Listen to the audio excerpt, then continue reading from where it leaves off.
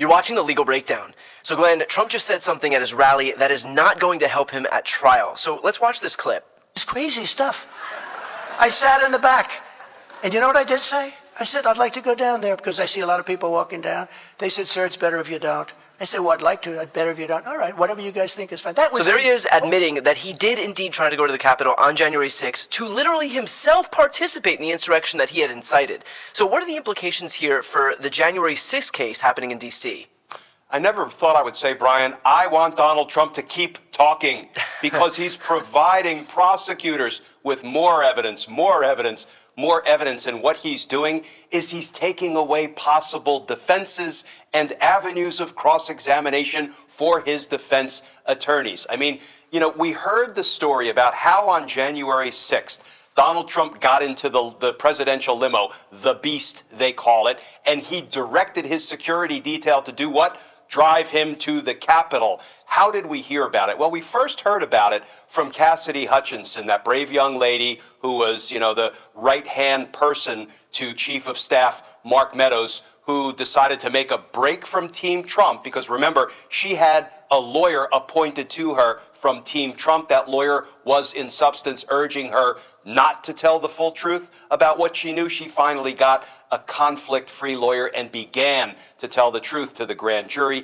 to the J6 committee, and ultimately to the American people. And she said, look, here's what I know. Tony Ornato, Deputy Chief of Staff for Operations, came to me and told me what went on in the Beast. He told me that Bobby Engel, I'm throwing a lot of names into the mix now, Bobby Engel, the head of Donald Trump's security detail, was in the Beast with the president and the driver after the J6 rally when Donald Trump had sicked his troops on the Capitol, telling them, go down there, fight like hell, and stop the certification. Then he said to Bobby Engel, take me to the Capitol, right? And so this was information that had been provided by Cassidy Hutchinson saying, listen, this is what Tony Ornato told me, Bobby Engel told him. That's actually double hearsay, Brian. We can talk more about that in a minute.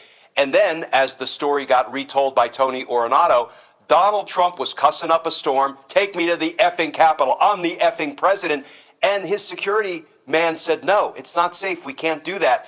Then Donald Trump grabbed the wheel, and Bobby Engel said, Mr. President, get your hand off the wheel, and the way the story goes, he then lunged for the driver, and Cassidy Hutchinson said Tony Ornato grabbed his clavicle when he was describing what had gone on in the Beast, what he had been told went on in the presidential limo, and some tussle ensued, but ultimately they did not take the president to the Capitol. So what happens? Well, it looks like maybe Tony Ornato and Bobby Engel weren't completely forthcoming with, among others, the J6 committee about what really happened in the Beast. So then what did we hear? We heard the MAGA chorus go up that Cassidy Hutchinson is a liar. She's a liar. None of this ever happened. Now remember, Cassidy Hutchinson simply told the J6 committee what Tony Ornato told her. It's not like she said, I was in the Beast, and then she made up the things that happened in the Beast. But setting that aside, you know, they were calling for Cassidy Hutchinson's head because she was lying about Donald Trump wanting to go to the Capitol and participate in the insurrection, inferentially, on January 6th. And now Donald Trump, thank goodness, stands up in his rally and said, you know what I said? I said, take me to the Capitol. Thank you. That's exactly what Cassidy Hutchinson testified to. And Brian, when you play that clip, does anybody believe that Donald Trump really said, you know, gentlemen, I'd like to go to the Capitol. Can you please take me to the Capitol? Yeah. Right. No, I believe Donald Trump said, take me to the effing Capitol. I'm the effing president, and then grabbed the wheel. But all of that is just window dressing on the most important evidence, which is Donald Trump told them, take me to the Capitol, because he wanted to command his troops from the battlefield, not from the White House. And they said, Mr. President, it's not safe. Why? Well, because a riot was raging at the Capitol at your insistence, so they took him back to the White House. But the point here is Donald Trump continues to shoot himself in the foot on the evidence front, and this is yet another incriminating statement that will be introduced at his trial in D.C. Well, to that point then, is something like this actually usable in trial? Because Trump can just turn around and say, I was lying at that rally. I'm allowed to lie and say whatever I want when I'm not in a courtroom under oath. It is absolutely usable at trial. Every word out of Donald Trump's mouth, every post from Donald Trump's stubby little fingers on his third-rate social media platform is admissible as evidence against him. It's called a statement of a party opponent. Anything Jack Smith, Fani Willis, Alvin Bragg, am I missing prosecutors? He has so many. Anything any of these prosecutors... Letitia James is the last one. Letitia James, the New York one.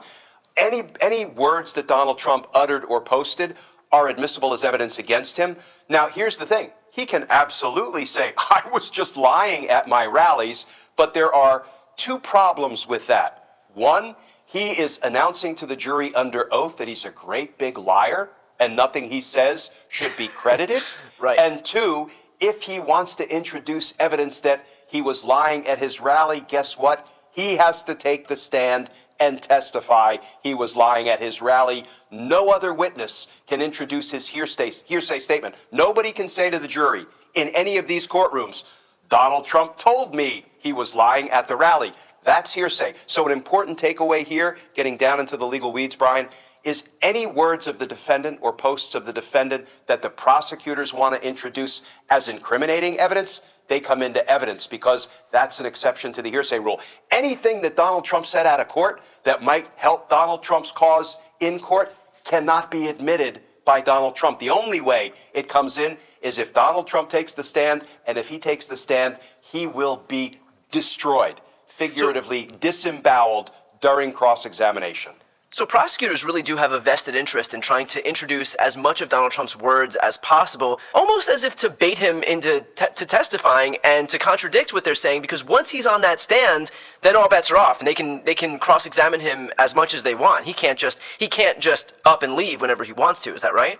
Absolutely. And these tactical decisions were frankly so much fun for me to puzzle through in each and every trial. But here's the thing. I don't think there's enough bait to put on that line to reel Donald Trump up to the witness stand, because his lawyers, I think, will just quit the case in protest if they have to suffer through Donald Trump incriminating himself on the witness stand in front of the jury.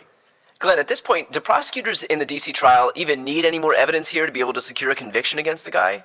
No, the only thing they need is for the Supreme Court to do the right thing, deny the absolute immunity claim, and give the damn case back to Judge Chutkan so she can put it back on the trial track. One thing I did for 30 years as a federal prosecutor is I had to assess the quality, the quantity, the strength of evidence in criminal cases. What I can tell you, Brian, is the evidence in all of his criminal prosecutions, but as we're discussing, the evidence in his D.C. prosecution for trying to overturn the results of the 2020 election is overwhelming, and the prosecutors will be able to prove his guilt beyond a reasonable doubt fairly easily with the evidence they have amassed. And that's amid a whole raft of cases that are brought by the DOJ that are already hugely successful. Can you talk about the conviction rate for cases that the government actually does bring?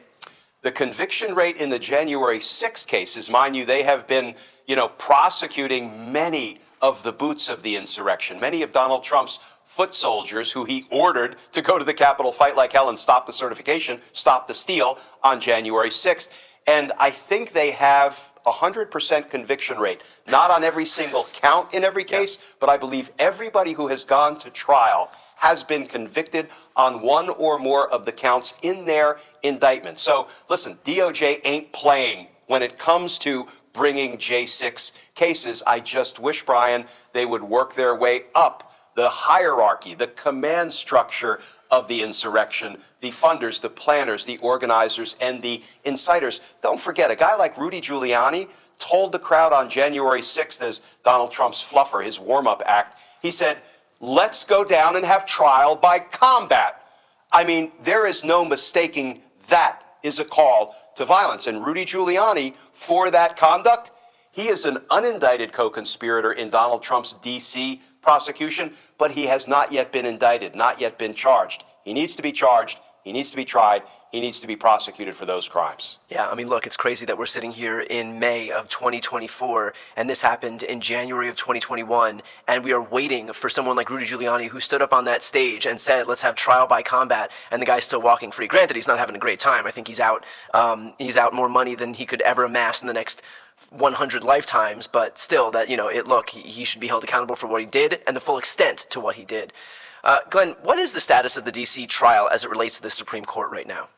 We are treading justice water in D.C. because the Supreme Court has yet to decide whether Donald Trump is a king, is a monarch, is a dictator, and deserves absolute immunity and can commit all the crimes he wants against we the people without being prosecuted for it. We're waiting for that decision from the Supreme Court, and while the Supreme Court has that case, the trial court judge basically loses jurisdiction. She, Judge Tanya Chutkan, the presiding judge in D.C., can't do anything in that case, can't litigate motions, can't move in the direction of a trial date, because once an appellate court grabs hold of the case, the lower court judge, the trial court judge, is deprived of jurisdiction, can't do anything in the case. So we're stuck treading water, waiting for the Supreme Court to get off its duff and decide this issue. Hopefully they will reject Donald Trump's claim and return the case to Judge Chutkan. And then it looks like we're probably 60 to 90 days out from a trial once Judge Chutkan gets the case remanded or returned to her.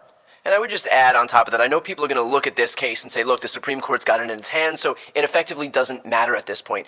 That is all the more reason to focus on the November election, because if Donald Trump is able to win in November, then all bets are off as far as this D.C. prosecution is concerned. But if you want to see the guy held accountable for his crimes, and these were the greatest crimes against this country that we've seen in our lifetimes, if not the history of the United States, then the only way to make sure that he does that is to show up in November and make sure that he doesn't win out and basically get himself a get out of jail free card. Yeah, it's up to us. It's always up to us. No prosecutor, no judge, no government official was ever going to save us. We are the ones we've been waiting for, the American voters. So I keep saying we have to get out in numbers too big to rig and too real to steal, and then we can put Donald Trump in our rear view mirror, and all of the criminal cases against him can proceed to fruition, and fruition for him looks like a conviction and imprisonment. Perfectly put. We'll leave it there. Of course, for those watching right now, if you want to follow along with the entirety of Donald Trump's prosecutions, including the one happening right now in Manhattan, Glenn and I are doing daily comprehensive coverage, so please, to keep on top of everything that's happening, make sure to subscribe. The links to both of our channels are right here on this screen. I'm Brian Tyler Cohen. And I'm Glenn Kirshner. You're watching The Legal Breakdown.